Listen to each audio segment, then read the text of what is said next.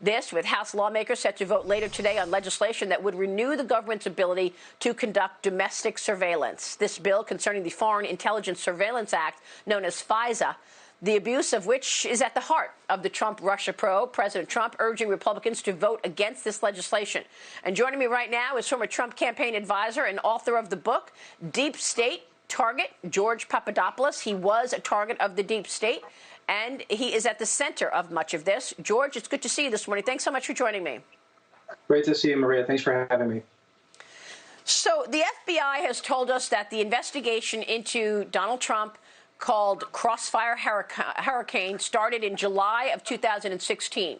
However, way before July of 2016, you had a number of international diplomats, whatever you want to call them, we believe they were spies, running into you, calling you, inviting you to events, to London, inviting you to meet various people. How many spies do you believe ran into you once you were clear that you were joining the Trump campaign? Take us back to 2016, George.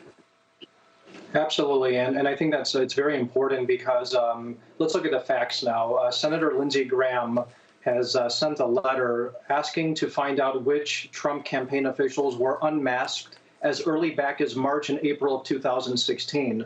Now, I joined the Trump campaign in March of 2016, and before even the Washington Post knew that I had joined this campaign, I'm being chaperoned and having the red carpet rolled out for me by various diplomats from Italy and the UK. Now, moving forward, after these very bizarre meetings I was having with high-level Italian and UK and Australian officials, we know that the Durham probe is looking into the conduct of those countries. And I think that's actually where all the action is regarding the investigations and what's going to be coming out moving forward. So you think that that's what John Durham is looking at, how there were spies running into people identified with the Trump campaign? Because I have a timeline here in front of me that I'm looking at. And in March of 2016, you were invited by Arvinder Sambai to network in Rome. This was when you first said you were going to go join the Trump campaign. It was there in March of 16 that you were introduced to Joseph Mifsud by former Italian Foreign Minister Vincenzo Scott, correct? That's absolutely correct. And we can't forget that the Durham probe started off as an administrative review. The only moment publicly that we knew that it became a criminal matter is after a trip that both Attorney General Barr and John Durham took, not to Russia, but to Italy, to find out about Joseph Mifsud. This happened last fall. Since then, a lot more information is beginning to come out. We're getting a lot more declassified transcripts, including yesterday. I think Rick Grinnell did an incredible service to the American public. And I think that the new DNI director, John Ratcliffe, whom I testified to under oath 2 years ago about some of this suspicious spying, if you will, I think he's going to actually implement what Grinnell started, and we're going to have full transparency for exactly what happened, not only to myself, but to General Flynn, to the president, and at the end of the day, to the American people. So tell me what you think happened to you, George, because I know that at the time you didn't even know President Trump very well, right? I mean, how many times have you actually met President Trump? No, I actually started off at the Ben Carson campaign, and then after Ben Carson dropped out, I joined the Trump campaign. I met Trump one time. So my associations to the candidate were very minimal. Obviously, I was in discussions and working closely with people like Steve Bannon and others throughout the fall. But with the candidate, it was only one time. The point is you were part of the campaign. The point is you were part of the campaign, and there were spies meeting with you. Do you believe the people who met with you, and I've got the timeline here, March 16, you meet Joseph Mifsud. April 16, Israeli official makers introduce you to the Australian intel officer, Erica Thompson. April 16, Mifsud tells you that Russia has Hillary Clinton emails. May 16, you met Tobias Elwood. So all of these internationalists are just cold calling you, saying, meet me at this conference. We like your work. Meet me here. Come to Rome. Meet Joseph Mifsud. And you think they were all wired. They were informants. And those conversations are going to be declassified. Is that correct? This is absolutely what I predict is coming out. And I know it's a very sensitive topic because we are discussing U.S. allies and their conduct. regarding the Trump campaign. During my meetings with the Mueller team, they essentially confirmed to me that the meeting I was having with this Australian diplomat was recorded.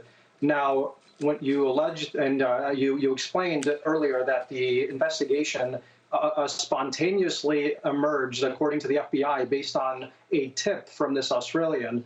Well, if the conversation was recorded, then that obviously means that it was a pre-planned meeting.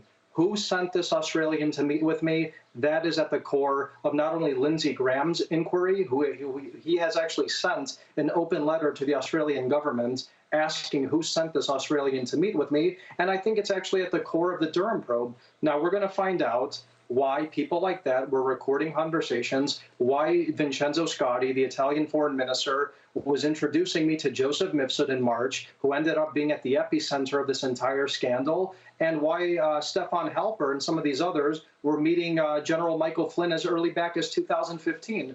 So I truly believe, and I completely agree with the Attorney General, that this investigation did not have a basis, and of course, it did not spontaneously emerge in July of 2016. This goes way back, even further than that, and that's what we're going to find out. So talking about these declassifying of documents, the former acting director of national intel, you mentioned Rick Grinnell, declassified new Russia probe documents as newly sworn-in director John Ratcliffe is now facing the decision on whether to make those documents public. The new files include transcripts of phone calls between Michael Flynn and Russian ambassador Sergei Kislyak. George, let me ask you about what might be in these documents in terms of your own conversations, because I spoke with Trey Gowdy about this over a year ago, and Trey Gowdy told me that there's one document that has not been declassified yet, but it has to do with you. You're talking to what we now believe is an informant, and that person said to you, it's great that Russia has Hillary Clinton emails. That's going to be good for you guys, the Trump campaign, right? And you said what? Every single informant from, I can't even count how many countries were involved in what we're talking about here, because there were so many, and at least 6 confidential human sources that were basically spying on me, including people I went to college with from recent reports. I told every single one of these people, whoever they might be, we have nothing to do with Russia. No one is meeting Russian officials, and anything regarding any coordination or cooperation with the Russian government is treason.